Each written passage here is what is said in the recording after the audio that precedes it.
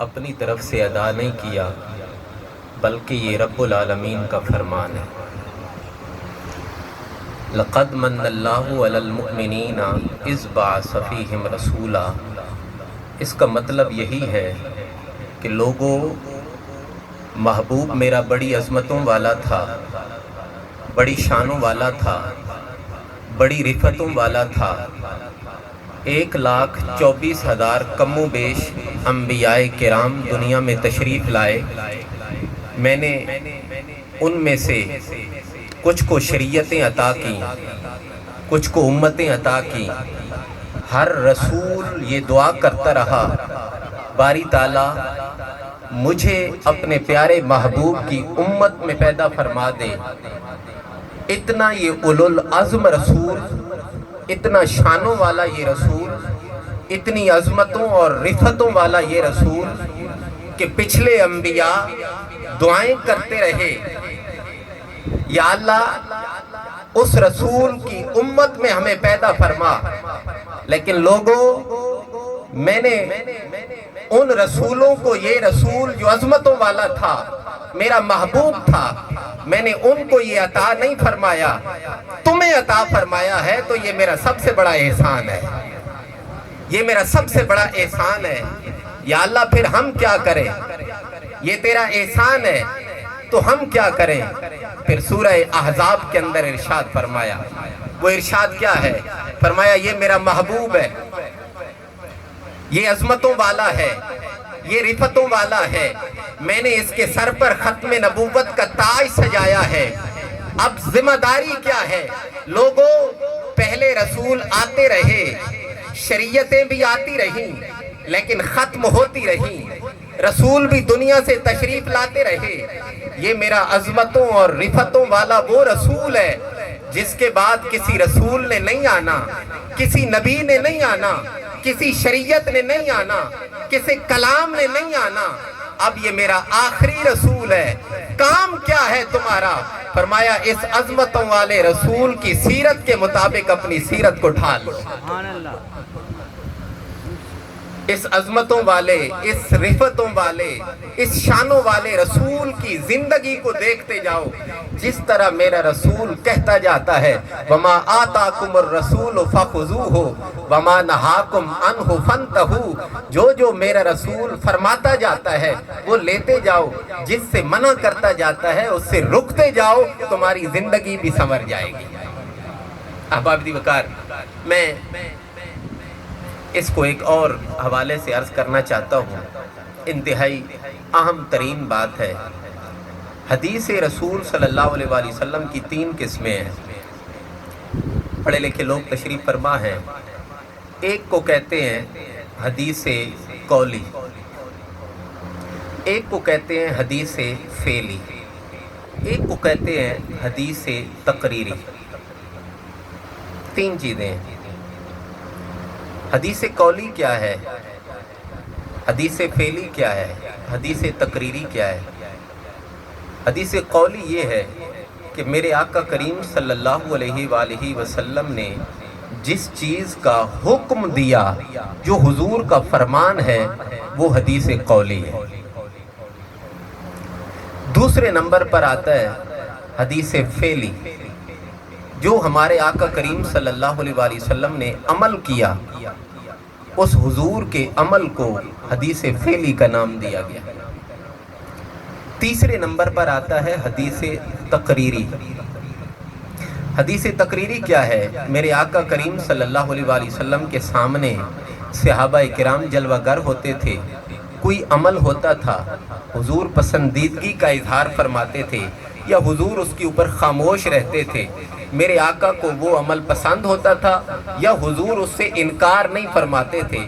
وہ عمل ہمارے لیے حدیث کا درجہ رکھتا ہے کہ حضور نے اس کے اوپر کوئی منع نہیں کیا، اس لیے وہ حدیث تقریری کہلاتی ہے۔ احباب دی وقار، ان 3 حدیث کی اقسام کے اندر سب سے بلند مرتبہ کس کا ہے؟ حدیث قولی کا۔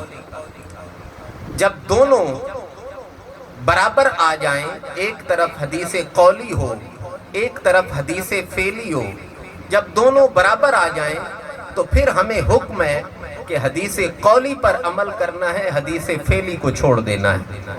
اس کی بہت ساری مثالیں ہمارے سامنے موجود ہیں، جس طرح میرے آقا کریم صلی اللہ علیہ وآلہ وسلم وصال کے روزے رکھا کرتے تھے، صحابہ کرام نے بھی رکھنے شروع کر دیے، چونکہ ہمارے آقا رکھتے ہیں، صحابہ نے سمجھا ہم بھی رکھ لیں گے، حضور نے منع فرما دیا، فرمایا مجھے دیکھ کر ہر بات پہ عمل نہ کیا کرو، اس لیے کہ میں جب وصال کے روزے رکھتا ہوں، لگاتار روزے رکھتا ہوں، میرا رب مجھے کھلاتا بھی ہے پلاتا بھی ہے، تم کمزور ہو جاؤ گے، اس لیے تم یہ مجھے دیکھ کر یہ عمل نہ کرو۔ تو اس لیے جب یہ دونوں حدیثیں برابر آ جائیں کسی موڑ پر، تو پھر حدیث قولی کو لینا ہے، حدیث فعلی کو چھوڑ دینا ہے۔ تو احباب دی وقار، میں اصل میں جو بات سمجھانا چاہتا ہوں وہ یہ ہے کہ میرے آقا کریم صلی اللہ علیہ وآلہ وسلم کی ایک حدیث مبارکہ ہے۔ اب اس حدیث کی جو روایت ہے، اس کی جو اطلاق ہے، جو اس کی سند ہے، وہ اتنی قوی ہے کہ بڑے بڑے ائمہ اس حدیث کو روایت کرنے والے ہیں۔ مسند بزار کی یہ حدیث مبارکہ ہے، اور جس راوی نے اس کو روایت کیا وہ امام مسلم کے صحیح مسلم کے مطابق وہ راوی ہیں، اور امام حجر عسقلانی اس حدیث کے راوی ہیں، زین الدین عراقی وہ اس حدیث کے راوی ہیں۔ اب وہ حدیث مبارکہ کیا، اور اس حدیث کو امام جلال الدین سیوطی روایت کرتے ہیں، جن کو 70 مرتبہ جاگتے ہوئے ہمارے آقا کریم صلی اللہ علیہ وآلہ وسلم کی زیارت ہوئی ہے۔ اب اس حدیث مبارکہ میں کوئی کمی نہیں رہ جاتی۔ وہ حدیث مبارکہ کیا ہے؟ جو حدیث میں نے اس لیے کہا سب سے بلند درجہ حدیث قولی کا ہے، میرے آقا کے فرمان کا ہے۔ آؤ حضور کا فرمان کیا ہے؟ حضور نے ارشاد فرمایا، میرے صحابہ حیاتی خیر لکم ووفاتی خیر لکم، میری زندگی بھی تمہارے لیے بہتر ہے، میرا دنیا سے جانا بھی تمہارے لیے بہتر ہے، میری ظاہری وفات بھی تمہارے لیے بہتر ہے۔ یا رسول اللہ صلی اللہ علیہ وسلم، یہ بات تو سمجھ آتی ہے کہ آپ کی زندگی ہمارے لیے بہتر ہے، ہم آپ کی زیارت کر لیتے ہیں، اپنی پیاس بجھا لیتے ہیں، جب بھی ہمیں کوئی پریشانی آتی ہے یا رسول اللہ آپ کی بارگاہ میں حاضر ہو جاتے ہیں، آپ کی زیارت کر لیتے ہیں، اس کے بعد ہماری کوئی تشنگی باقی نہیں رہتی۔ لیکن یہ کیا بات ہے کہ آپ کا دنیا سے جانا ہمارے لیے بہتر ہے۔ میرے آقا کریم صلی اللہ علیہ وآلہ وسلم نے ارشاد فرمایا، میرے صحابہ جب میں دنیا سے چلا جاؤں گا پھر کیا ہوگا؟ رب تعالیٰ کے فرشتے تمہارے اعمال میرے اوپر پیش کریں گے، پھر میں کیا کروں گا؟ اگر تمہارے اعمال اچھے ہوں گے میں خوش ہوں گا، تمہارے لیے دعا کر دوں گا، اگر خدا نخواستہ تمہارے اعمال برے ہوئے میں تمہارے لیے دعائے مغفرت کر دوں گا، تمہاری بخشش ہو جائے گی۔ سبحان اللہ۔ احباب دی وقار، اس حدیث مبارکہ کی روشنی میں ہمیں ایک مسئلہ بالکل واضح ہو گیا۔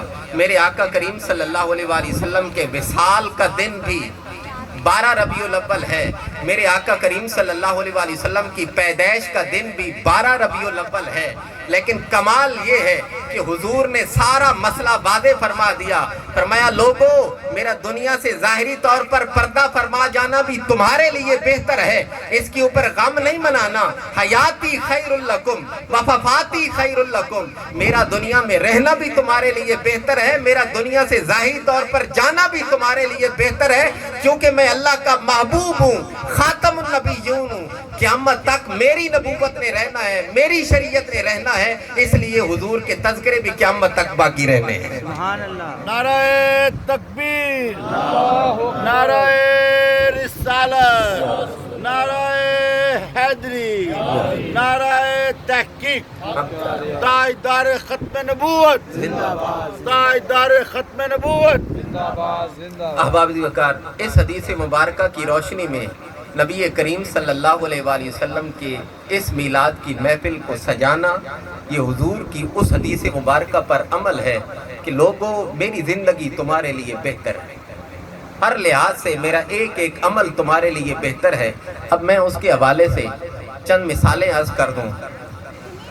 نبی کریم صلی اللہ علیہ وآلہ وسلم کی زندگی تو بہتر ہے، حضور نبی کریم علیہ السلام کے وصال کے بعد بھی 1400 سال گزر گئے اور قیامت تک یہ سلسلہ اسی طرح باقی رہنا ہے۔ احباب دی وقار، جب بھی کسی امتی کو ضرورت پڑی ہمارے آقا و مولا صلی اللہ علیہ وآلہ وسلم نے اسی وقت دستگیری فرمائی۔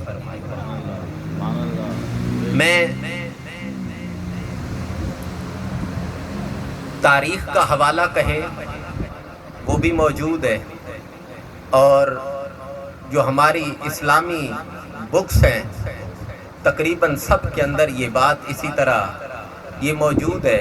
ابھی یہ مشہور زمانہ کلام پڑھا جا رہا تھا، مولا یصلی وسلم دائماً ابداً علی حبیبک خیر الخلق کلہم۔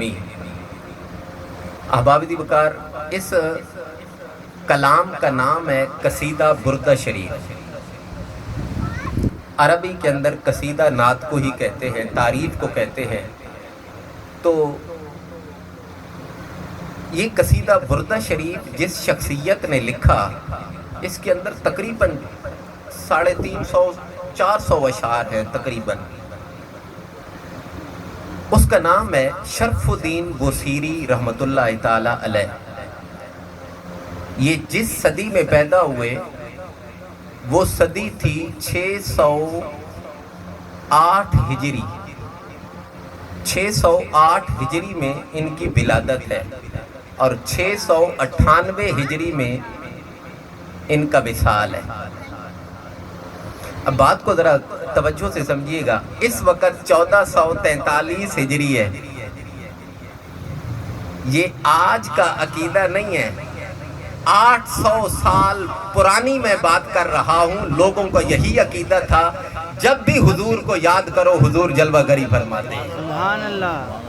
608 ہجری کے اندر امام بوصیری، شرف الدین بوصیری عالم بھی تھے، فاضل بھی تھے، ادیب بھی تھے، شاعر بھی تھے۔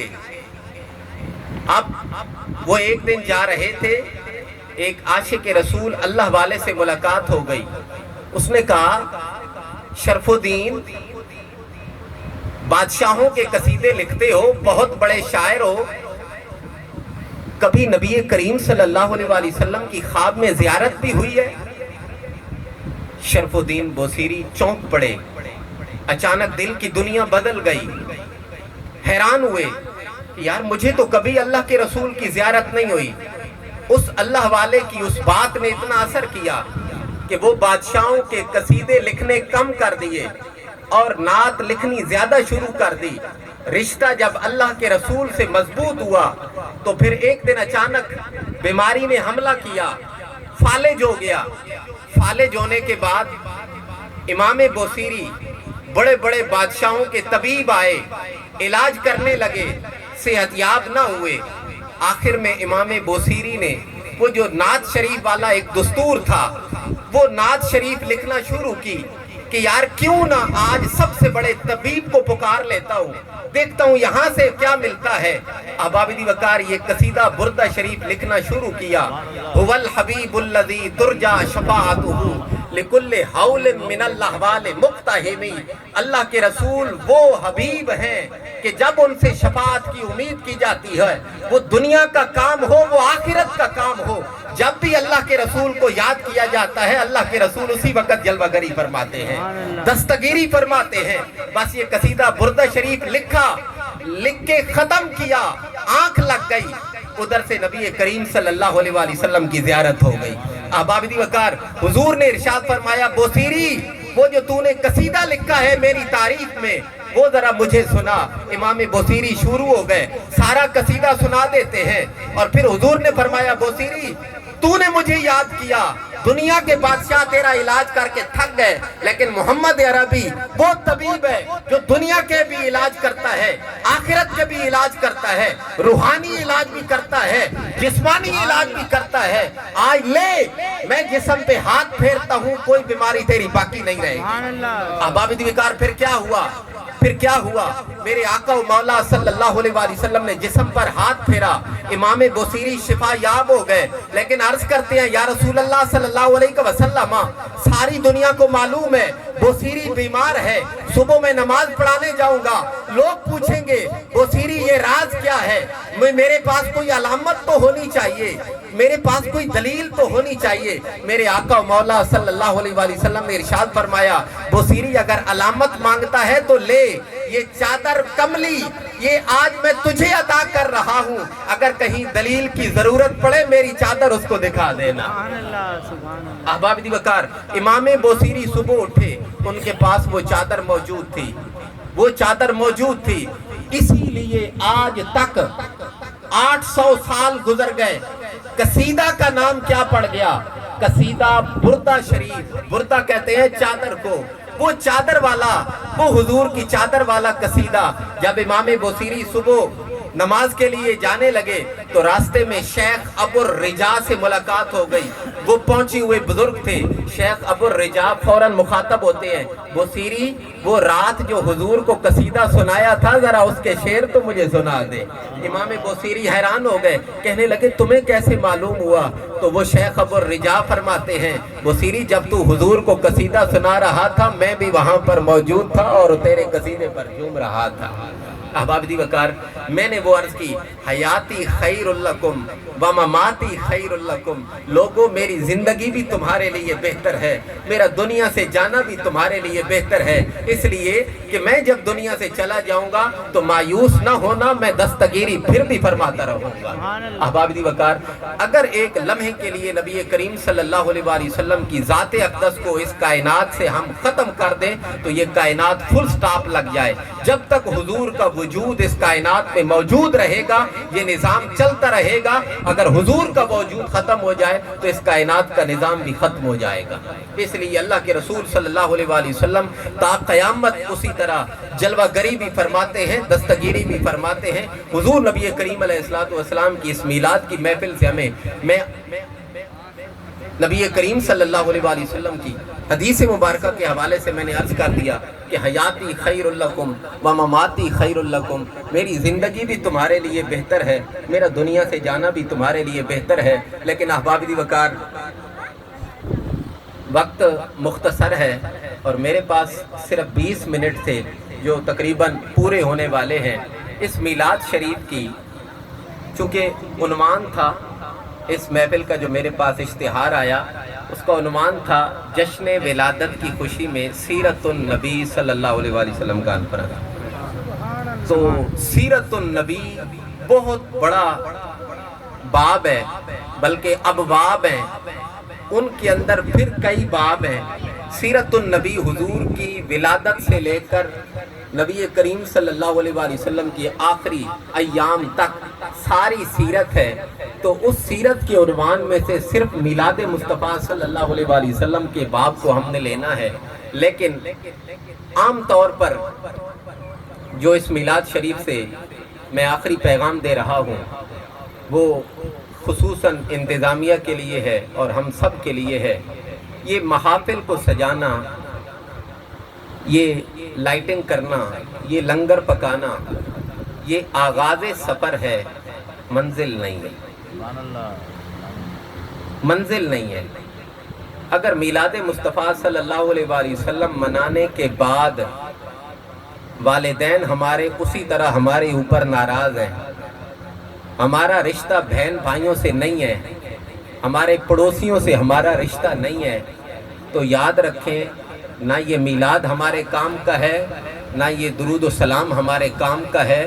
अगर इस मिलाद शरीफ की महफिल में आने के बाद नबी करीम सल्लल्लाहु अलैहि वसल्लम के फरमान के मुताबिक यहाँ से जब बंदा जाए, अगर वालिदैन नाराज़ थे तो उसको राज़ी कर ले, अगर रिश्तेदार नाराज़ थे तो उनको राज़ी कर ले, अगर पड़ोसी नाराज़ हैं तो उनको राज़ी कर ले, अगर कोई महल्लेदार नाराज़ है तो उनको राज़ी कर ले। अहबाब दीवकार, मिलाद मुस्तफ़ा सल्लल्लाहु अलैहि वसल्लम की बरक़ात फिर हासिल होगी।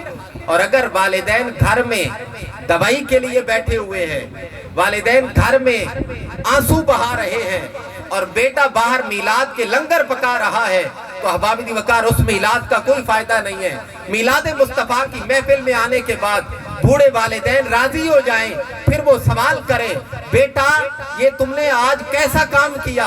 कल तक तू बोलता नहीं था, आज तू मेरे पांव दबा रहा है, आज तू मेरे लिए चीजें खरीद के लाया है, आज तू अपने मोबाइल बंद करके मेरी गुफ्तगू को सुन रहा है, ये तुझे कहां से मीरास मिली? वो बेटा कहे, अम्मा जी, अब्बा जी, मैं मिलाद शरीफ की महफिल में गया था, वहां पर मुझे ये दर्स मिला, हुजूर का ये फरमान है, वालिदैन की खिदमत करो जन्नत मिलेगी। आज से मैंने ये दर्स लिया है हुजूर के मिलाद से, मैं तुम्हें राजी करने आ गया हूँ। अहबाब वकार हुजूर सुभान नबी अल्लाह। करीम अलैहिस्सलातु वस्सलाम के, मैं चूँकि मसाजिद से ताल्लुक़ है, मदारिस से ताल्लुक़ है, आम आवाम से ताल्लुक़ है, खुदा की कसम उठा के कहता हूँ सैकड़ों वालिदैन ऐसे हैं जो इस वक्त अपने बेटों की वजह से परेशान हैं, और बेटा बाहर देख तो पका लेता है लेकिन अपने वालिदैन को राज़ी करने के लिए तैयार नहीं है। याद रखें, अगर वालिदैन नाराज़ हैं तो बाहर की देगे हज़ारों पका लें, कोई फ़ायदा नहीं है। अल्लाह भी नाराज़ है, अल्लाह का रसूल भी नाराज़ है। और अगर वालिदैन को राज़ी कर लिया,